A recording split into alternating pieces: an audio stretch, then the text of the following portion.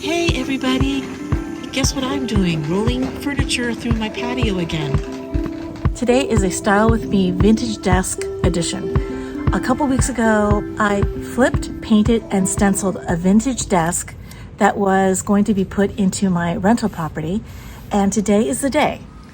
Because my tenant is living in the cottage right now, I've been designing the desk off-site, but now it's the first time to see what it looks like in the space.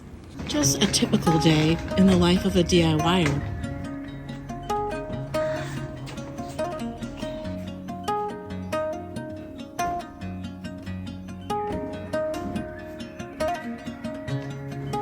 And a while back, I actually found the perfect chair for the desk.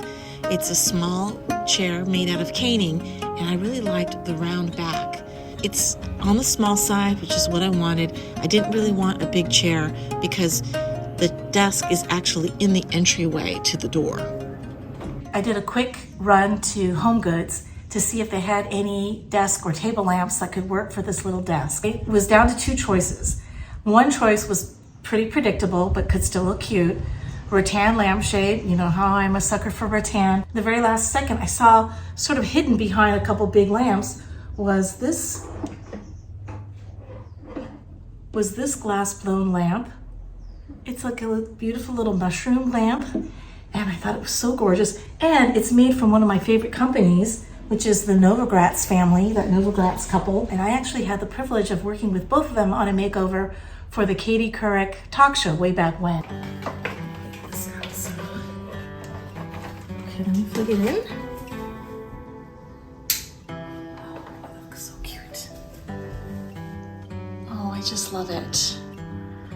I think the desk fits so nicely in this little area.